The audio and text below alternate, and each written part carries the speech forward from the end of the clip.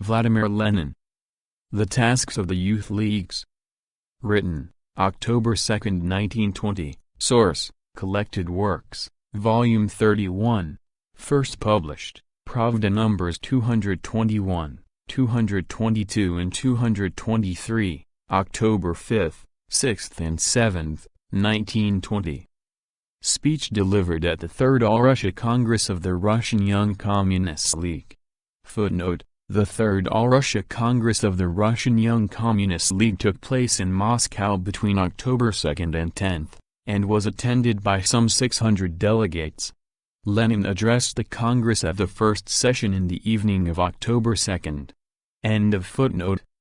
The Congress greets Lenin with a tremendous ovation. Comrades, today I would like to talk on the fundamental tasks of the Young Communist League and, in this connection, on what the youth organizations in a socialist republic should be like in general. It is all the more necessary to dwell on this question because in a certain sense it may be said that it is the youth that will be faced with the actual task of creating a communist society. For it is clear that the generation of working people brought up in capitalist society can, at best, accomplish the task of destroying the foundations of the old, the capitalist way of life, which was built on exploitation. At best it will be able to accomplish the tasks of creating a social system that will help the proletariat and the working classes retain power and lay a firm foundation, which can be built on only by a generation that is starting to work under the new conditions, in a situation in which relations based on the exploitation of man by man no longer exist. And so, in dealing from this angle with the tasks confronting the youth, I must say that the tasks of the youth in general, and of the Young Communist Leagues and all other organizations in particular, might be summed up in a single word: learn. Of course, this is only a single word. It does not reply to the principal and most essential questions, what to learn, and how to learn. And the whole point here is that, with the transformation of the old, capitalist society, the upbringing, training and education of the new generations that will create the communist society cannot be conducted on the old lines. The teaching, training and education of the youth must proceed from the material that has been left to us by the old society. We can build communism only on the basis of the totality of knowledge, organizations and institutions, only by using the stock of human forces and means that have been left to us by the old society. Only by radically remolding the teaching, organization and training of the youth shall we be able to ensure that the efforts of the younger generation will result in the creation of a society that will be unlike the old society, that is, in the creation of a communist society. That is why we must deal in detail with the question of what we should teach the youth and how the youth should learn if it really wants to justify the name of communist youth, and how it should be trained so as to be able to complete and consummate what we have started. I must say that the first and most natural reply would seem to be that the Youth League, and the youth in general, who want to advance to communism, should learn communism. But this reply, learn communism, is too general. What do we need in order to learn communism? What must be singled out from the sum of general knowledge so as to acquire a knowledge of communism? Here a number of dangers arise, which very often manifest themselves whenever the task of learning communism is presented incorrectly, or when it is interpreted in too one-sided a manner. Naturally, the first thought that enters one's mind is that learning communism means assimilating the sum of knowledge that is contained in communist manuals, pamphlets and books. But such a definition of the study of communism would be too crude and inadequate. If the study of communism consisted solely in assimilating what is contained in communist books and pamphlets, we might all too easily obtain communist text jugglers or braggarts, and this would very often do us harm, because such people, after learning by rote what is set forth in communist books and pamphlets, would prove incapable of combining the various branches of knowledge, and would be unable to act in the way communism really demands. One of the greatest evils and misfortunes left to us by the old, Capitalist society is the complete rift between books and practical life. We have had books explaining everything in the best possible manner, yet in most cases these books contain the most pernicious and hypocritical lies, a false description of capitalist society. That is why it would be most mistaken merely to assimilate book knowledge about communism. No longer do our speeches and articles merely reiterate what used to be said about communism, because our speeches and articles are connected with our daily work in all fields. Without work and without struggle, book knowledge of communism obtained from communist pamphlets and works is absolutely worthless, for it would continue the old separation of theory and practice, the old drift which was the most pernicious feature of the old, bourgeois society. It would be still more dangerous to set about assimilating only communist slogans. Had we not realized this danger in time, and had we not directed all our efforts to averting this danger, the 500,000 or million young men and women who would have called themselves communists after studying communism in this way would only greatly prejudice the cause of communism. The question arises, how is all this to be blended for the study of communism? What must we take from the old schools, from the old kind of science? It was the declared aim of the old type of school to produce men with an all-round education, to teach the sciences in general. We know that this was utterly false, since the whole of society was based and maintained on the division of people into classes, into exploiters and oppressed. Since they were thoroughly imbued with the class spirit, the old schools naturally gave knowledge only to the children of the bourgeoisie. Every word was falsified in the interests of the bourgeoisie. In these schools the younger generation of workers and peasants were not so much educated as drilled in the interests of that bourgeoisie. They were trained in such a way as to be useful servants of the bourgeoisie, able to create profits for it without disturbing its peace and leisure. That is why, while rejecting the old type of schools, we have made it our task to take from it only what we require for genuine communist education. This brings me to the reproaches and accusations which we constantly hear leveled at the old schools, and which often lead to wholly wrong conclusions. It is said that the old school was a school of purely book knowledge, of ceaseless drilling and grinding. That is true. But we must distinguish between what was bad in the old schools and what is useful to us, and we must be able to select from it what is necessary for communism. The old schools provided purely book knowledge. They compelled their pupils to assimilate a mass of useless, superfluous and barren knowledge, which cluttered up the brain and turned the younger generation into bureaucrats regimented according to a single pattern. But it would mean falling into a grave error for you to try to draw the conclusion that one can become a communist without assimilating the wealth of knowledge amassed by mankind. It would be mistaken to think it sufficient to learn communist slogans and the conclusions of communist science, without acquiring that sum of knowledge of which communism itself is a result. Marxism is an example which shows how communism arose out of the sum of human knowledge. You have read and heard that communist theory, the science of communism created in the main by Marx, this doctrine of Marxism, has ceased to be the work of a single socialist of the 19th century, even though he was a genius, and that it has become the doctrine of millions and tens of millions of proletarians all over the world, who are applying it in their struggle against capitalism. If you were to ask why the teachings of Marx have been able to win the hearts and minds of millions and tens of millions of the most revolutionary class, you would receive only one answer: it was because Marx based his work on the firm foundation of the human knowledge acquired under capitalism. After making a study of the laws governing the development of human society, Marx realized the inevitability of capitalism developing towards communism. What is most important is that he proved this on the sole basis of a most precise, detailed and profound study of this capitalist society, by fully assimilating all that earlier science had produced. He critically reshaped everything that had been created by human society, without ignoring a single detail.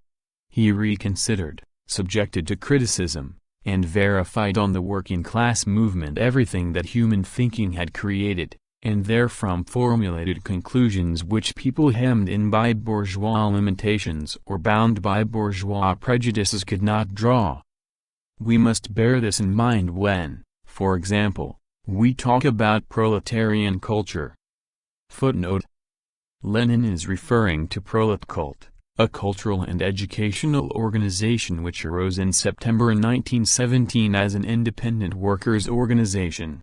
After the October Revolution, Proletkult, whose leadership fell into the hands of Bogdanov and his supporters, continued to insist on independence, thus setting itself in opposition to the proletarian state.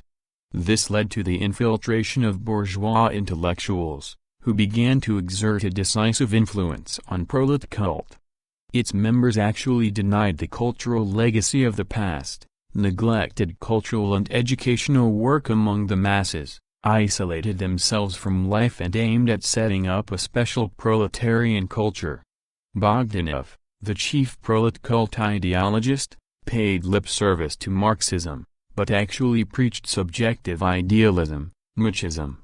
Besides bourgeois intellectuals who held leading positions in many organizations, Proletkult also included young workers who sincerely wished to promote cultural development in the Soviet state. Proletkult organizations had their heyday in 1919. In the early 1920s they began to decline, ceasing to exist in 1932. End of footnote. We shall be unable to solve this problem unless we clearly realize that only a precise knowledge and transformation of the culture created by the entire development of mankind will enable us to create a proletarian culture. The latter is not clutched out of thin air, it is not an invention of those who call themselves experts in proletarian culture. That is all nonsense. Proletarian culture must be the logical development of the store of knowledge mankind has accumulated under the yoke of capitalist, landowner and bureaucratic society. All these roads have been leading, and will continue to lead up to proletarian culture, in the same way as political economy, as reshaped by Marx, has shown us what human society must arrive at, shown us the passage to the class struggle, to the beginning of the proletarian revolution.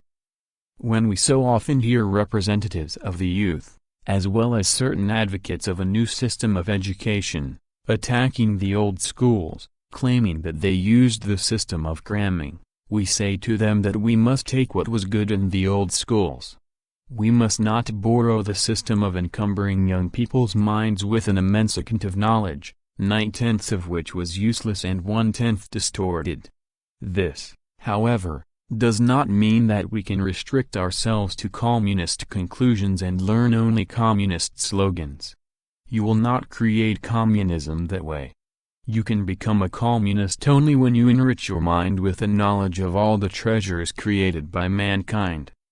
We have no need of cramming, but we do need to develop and perfect the mind of every student with a knowledge of fundamental facts. Communism will become an empty word, a mere signboard, and a communist a mere boaster, if all the knowledge he has acquired is not digested in his mind. You should not merely assimilate this knowledge, but assimilate it critically, so as not to cram your mind with useless lumber, but enrich it with all those facts that are indispensable to the well-educated man of today.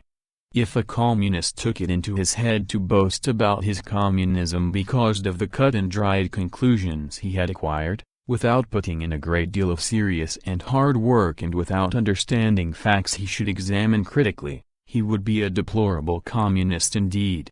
Such superficiality would be decidedly fatal. If I know that I know little, I shall strive to learn more. But if a man says that he is a communist and that he need not know anything thoroughly, he will never become anything like a communist. The old schools produced servants needed by the capitalists. The old schools turned men of science into men who had to write and say whatever pleased the capitalists. We must therefore abolish them. But does the fact that we must abolish them, destroy them, mean that we should not take from them everything mankind has accumulated that is essential to man? Does it mean that we do not have to distinguish between what was necessary to capitalism and what is necessary to communism? We are replacing the old drill sergeant methods practiced in bourgeois society, against the will of the majority, with the class-conscious discipline of the workers and peasants, who combine hatred of the old society with a determination, ability and readiness to unite and organize their forces for this struggle so as to forge the wills of millions and hundreds of millions of people, disunited, and scattered over the territory of a huge country, into a single will, without which defeat is inevitable. Without this solidarity, without this conscious discipline of the workers and peasants, our cause is hopeless. Without this, we shall be unable to vanquish the capitalists and landowners of the whole world. We shall not even consolidate the foundation, let alone build a new, communist society on that foundation. Likewise, while condemning the old schools, while harboring an absolutely justified and necessary hatred for the old schools, and appreciating the readiness to destroy them, we must realize that we must replace the old system of instruction, the old cramming and the old drill, with an ability to acquire the sum total of human knowledge, and to acquire it in such a way that communism shall not be something to be learned by rote, but something that you yourselves have thought over, something that will embody conclusions inevitable from the standpoint of present-day education. That is the way the main tasks should be presented when we speak of the aim, learn communism. I shall take a practical example to make this clear to you, and to demonstrate the approach to the problem of how you must learn. You all know that, following the military problems, those of defending the Republic, we are now confronted with economic tasks. Communist society, as we know, cannot be built unless we restore industry and agriculture, and that, not in the old way. They must be re-established on a modern basis, in accordance with the last word in science.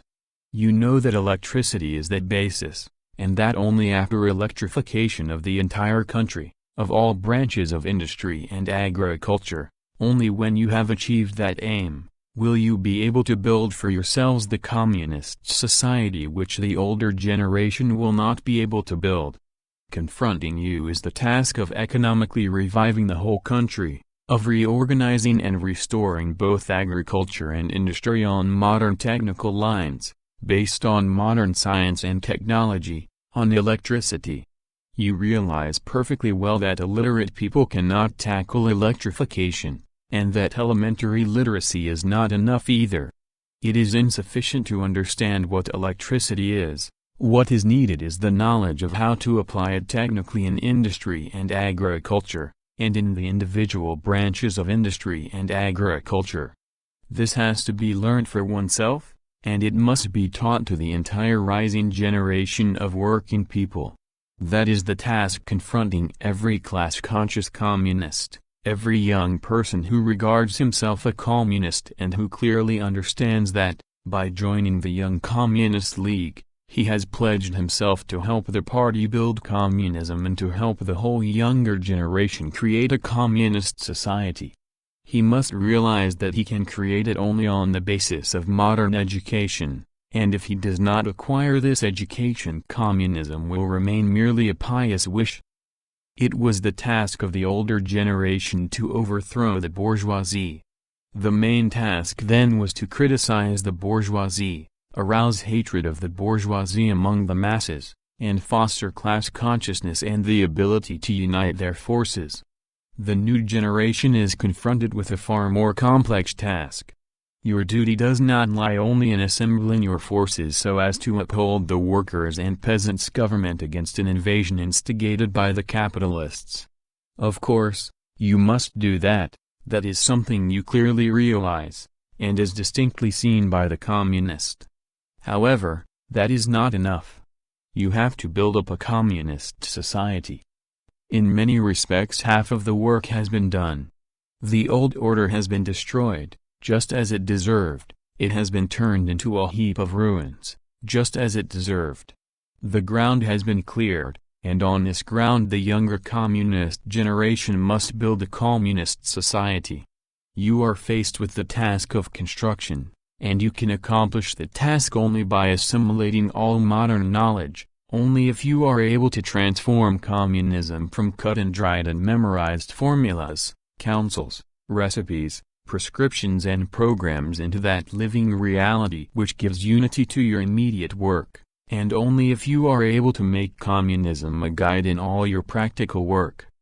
That is the task you should pursue in educating, training and rousing the entire younger generation. You must be foremost among the millions of builders of a communist society in whose ranks every young man and young woman should be. You will not build a communist society unless you enlist the mass of young workers and peasants in the work of building communism. This naturally brings me to the question of how we should teach communism and what the specific features of our methods should be. I first of all shall deal here with the question of communist ethics. You must train yourselves to be communists. It is the task of the Youth League to organize its practical activities in such a way that, by learning, organizing, uniting and fighting, its members shall train both themselves and all those who look to it for leadership. It should train communists. The entire purpose of training, educating and teaching the youth of today should be to imbue them with communist ethics. But is there such a thing as communist ethics? Is there such a thing as communist morality? Of course, there is. It is often suggested that we have no ethics of our own. Very often the bourgeoisie accuse us communists of rejecting all morality. This is a method of confusing the issue, of throwing dust in the eyes of the workers and peasants. In what sense do we reject ethics, reject morality? In the sense given to it by the bourgeoisie, who based ethics on God's commandments. On this point we, of course, say that we do not believe in God, and that we know perfectly well that the clergy, the landowners and the bourgeoisie invoked the name of God so as to further their own interests as exploiters. Or, instead of basing ethics on the commandments of morality, on the commandments of God, they based it on idealist or semi-idealist phrases, which always amounted to something very similar to God's commandments. We reject any morality based on extra-human and extra-class concepts. We say that this is deception, dupery, stultification of the workers and peasants in the interests of the landowners and capitalists. We say that our morality is entirely subordinated to the interests of the proletariat's class struggle. Our morality stems from the interests of the class struggle of the proletariat.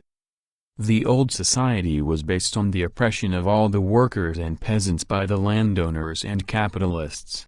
We had to destroy all that, and overthrow them, but to do that we had to create unity. That is something that God cannot create.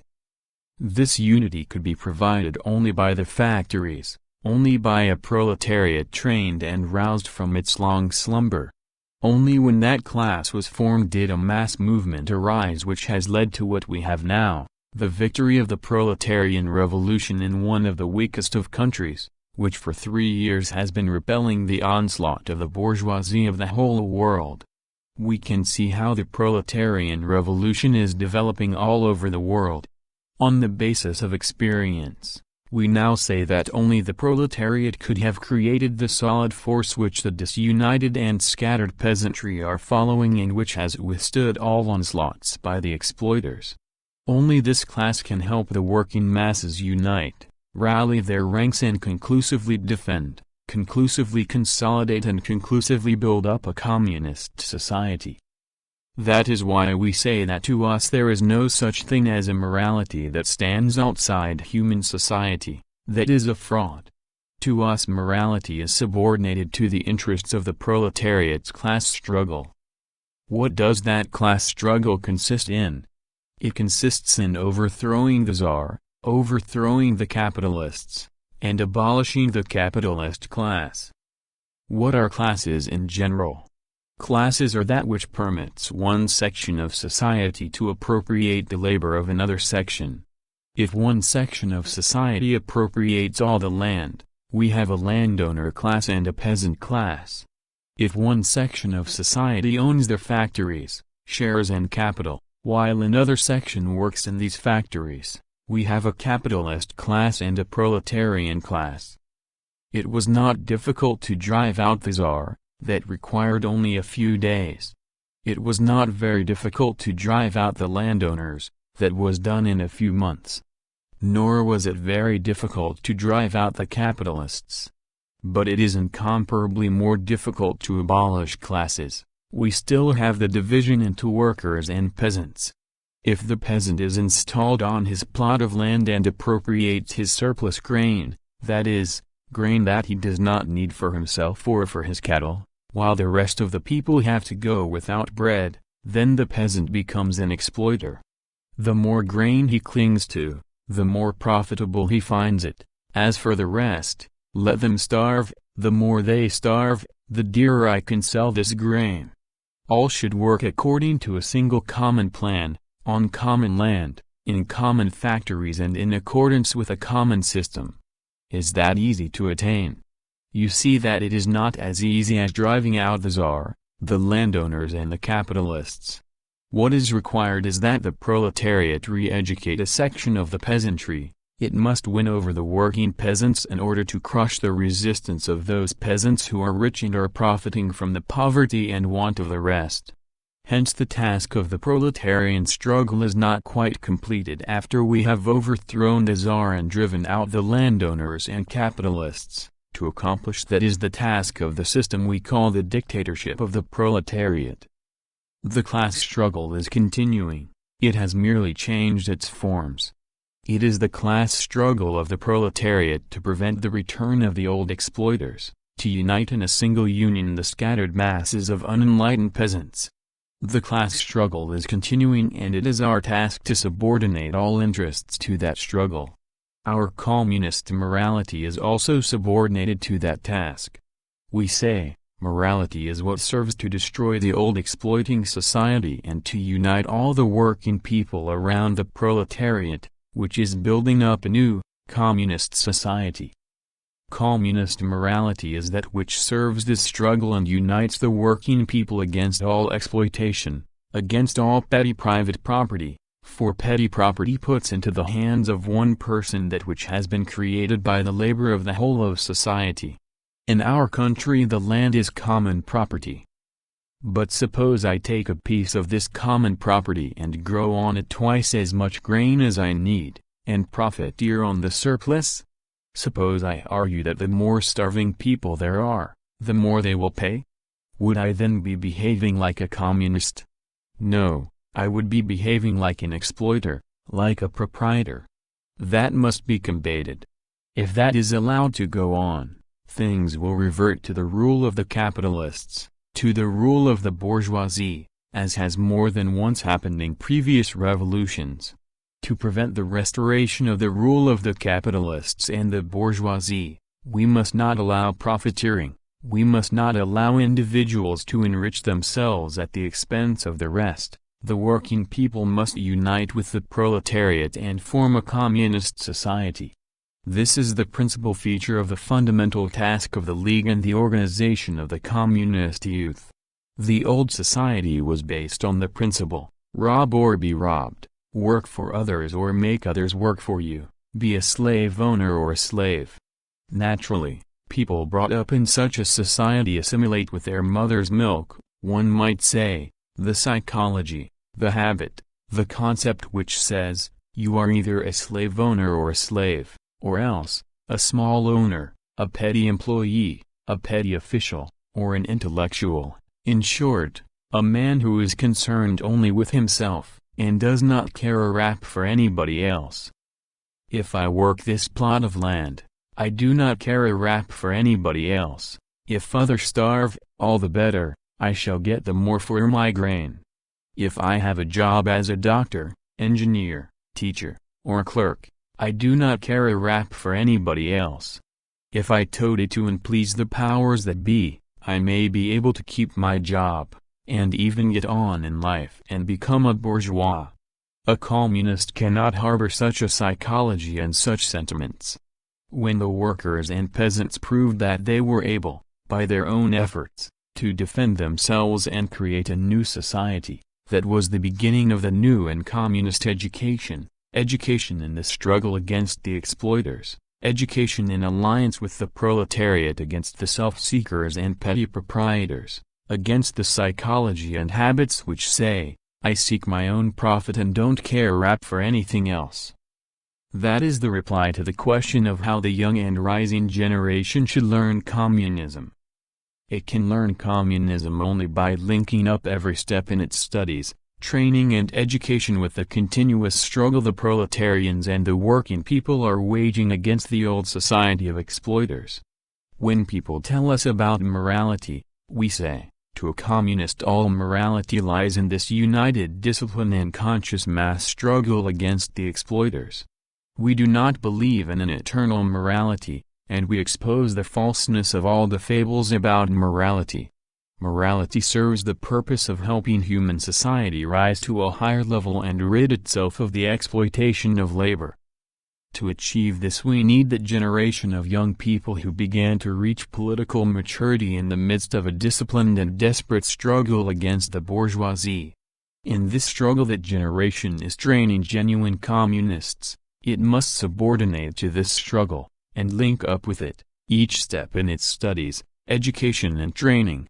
The education of the communist youth must consist, not in giving them suave talks and moral precepts. This is not what education consists in. When people have seen the way in which their fathers and mothers lived under the yoke of the landowners and capitalists, when they have themselves experienced the sufferings of those who began the struggle against the exploiters, when they have seen the sacrifices made to keep what has been won, and seen what deadly enemies the landowners and capitalists are, they are taught by these conditions to become communists. Communist morality is based on the struggle for the consolidation and completion of communism. That is also the basis of communist training, education, and teaching. That is the reply to the question of how communism should be learned. We could not believe in teaching, training and education if they were restricted only to the schoolroom and divorced from the ferment of life. As long as the workers and peasants are oppressed by the landowners and capitalists, and as long as the schools are controlled by the landowners and capitalists, the young generation will remain blind and ignorant. Our schools must provide the youth with the fundamentals of knowledge, the ability to evolve communist views independently. They must make educated people of the youth. While they are attending school, they must learn to become participants in the struggle for emancipation from the exploiters. The Young Communist League will justify its name as the League of the Young Communist Generation only when every step in its teaching, training and education is linked up with participation in the common struggle of all working people against the exploiters. You are well aware that, as long as Russia remains the only workers' republic and the old, bourgeois system exists in the rest of the world, we shall be weaker than they are, and be constantly threatened with a new attack, and that only if we learn to be solidly united shall we win in the further struggle and, having gained strength, become really invincible. Thus, to be a communist means that you must organize and unite the entire young generation and set an example of training and discipline in this struggle. Then you will be able to start building the edifice of communist society and bring it to completion. To make this clearer to you, I shall quote an example. We call ourselves communists. What is a communist? Communist is a Latin word. Communis is the Latin for common. Communist society is a society in which all things, the land, the factories, are owned in common and the people work in common. That is communism. Is it possible to work in common if each one works separately on his own plot of land? Work in common cannot be brought about all at once. That is impossible. It does not drop from the skies. It comes through toil and suffering, it is created in the course of struggle. The old books are of no use here, no one will believe them. One's own experience of life is needed. When Kolchak and Denikin were advancing from Siberia and the south, the peasants were on their side. They did not like Bolshevism because the Bolsheviks took their grain at a fixed price. But when the peasants in Siberia and the Ukraine experienced the rule of Kolchak and Denikin, they realized that they had only one alternative, either to go to the capitalists, who would at once hand them over into slavery under the landowners, or to follow the workers, who, it is true, did not promise a land flowing with milk and honey, and demanded iron discipline and firmness in an arduous struggle, but would lead them out of enslavement by the capitalists and landowners. When even the ignorant peasants saw and realized this from their own experience, they became conscious adherents of communism, who had gone through a severe school. It is such experience that must form the basis of all the activities of a young communist league. I have replied to the questions of what we must learn, what we must take from the old schools and from the old science. I shall now try to answer the question of how this must be learned. The answer is, only by inseparably linking each step in the activities of the schools, each step in training, education and teaching, with the struggle of all the working people against the exploiters. I shall quote a few examples from the experience of the work of some of the youth organizations so as to illustrate how this training in communism should proceed. Everybody is talking about abolishing illiteracy. You know that a communist society cannot be built in an illiterate country. It is not enough for the Soviet government to issue an order, or for the party to issue a particular slogan, or to assign a certain number of the best workers to this task. The young generation itself must take up this work.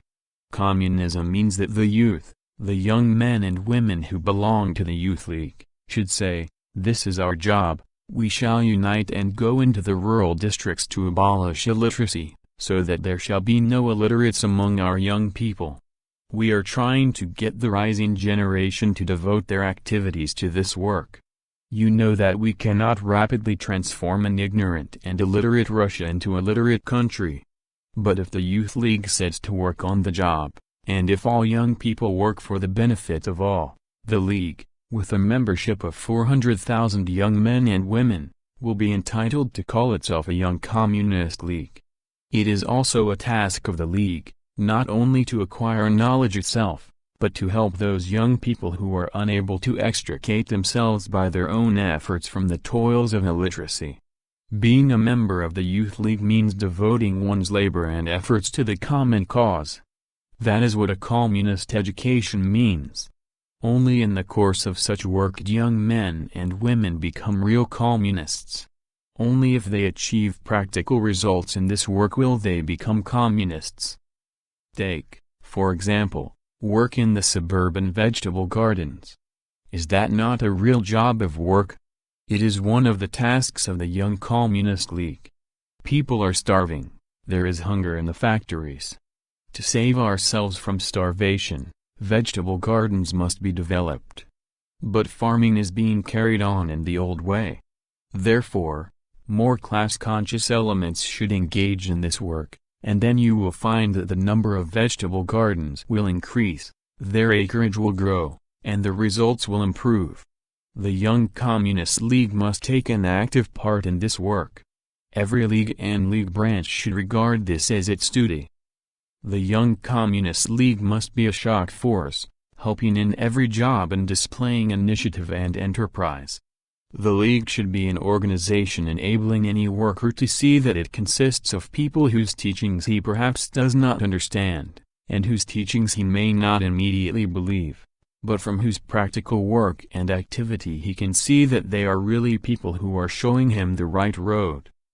If the Young Communist League fails to organize its work in this way in all fields, it will mean that it is reverting to the old bourgeois path. We must combine our education with the struggle of the working people against the exploiters, so as to help the former accomplish the tasks set by the teachings of communism. The members of the League should use every spare hour to improve the vegetable gardens, or to organize the education of young people at some factory, and so on. We want to transform Russia from a poverty-stricken and wretched country into one that is wealthy. The Young Communist League must combine its education, learning and training with the labor of the workers and peasants, so as not to confine itself to schools or to reading communist books and pamphlets. Only by working side by side with the workers and peasants can one become a genuine communist. It has to be generally realized that all members of the Youth League are literate people and at the same time are keen at their jobs. When everyone sees that we have ousted the old drill ground methods from the old schools and have replaced them with conscious discipline, that all young men and women take part in subotniks, and utilize every suburban farm to help the population, people will cease to regard labor in the old way. It is the task of the Young Communist League to organize assistance everywhere, in village or city block, in such matters as, and I shall take a small example, public hygiene or the distribution of food. How was this done in the old, capitalist society? Everybody worked only for himself and nobody cared a straw for the aged and the sick, or whether housework was the concern only of the women, who, in consequence, were in a condition of oppression and servitude. Whose business is it to combat this? It is the business of the youth leagues, which must say, we shall change all this, we shall organize detachments of young people who will help to assure public hygiene or distribute food, who will conduct systematic house-to-house inspections, and work in an organized way for the benefit of the whole of society, distributing their forces properly and demonstrating that labor must be organized. The generation of people who are now at the age of 50 cannot expect to see a communist society. This generation will be gone before then. But the generation of those who are now 15 will see a communist society, and will itself build this society. This generation should know that the entire purpose of their lives is to build a communist society. In the old society, each family worked separately and labor was not organized by anybody except the landowners and capitalists, who oppressed the masses of the people. We must organize all labor, no matter how toilsome or messy it may be, in such a way that every worker and peasant will be able to say, I am part of the great army of free labor, and shall be able to build up my life without the landowners and capitalists, able to help establish a communist system. The Young Communist League should teach all young people to engage in conscious and disciplined labor from an early age. In this way we can be confident that the problems now confronting us will be solved. We must assume that no less than 10 years will be required for the electrification of the country, so that our impoverished land may profit from the latest achievements of technology. And so, the generation of those who are now 15 years old, and will be living in a communist society in 10 or 20 years' time, should tackle all its educational tasks in such a way that every day, in every village and city, the young people shall engage in the practical solution of some problem of labor in common, even though the smallest or the simplest. The success of communist construction will be assured when this is done in every village, as communist emulation develops, and the youth prove that they can unite their labor. Only by regarding our every step from the standpoint of the success of that construction, and only by asking ourselves whether we have done all we can to be united and politically conscious working people, will the Young Communist League succeed in uniting its 500,000 members into a single army of labor and win universal respect. Stormy applause. End of The Tasks of the Youth Leagues by Vladimir Lenin.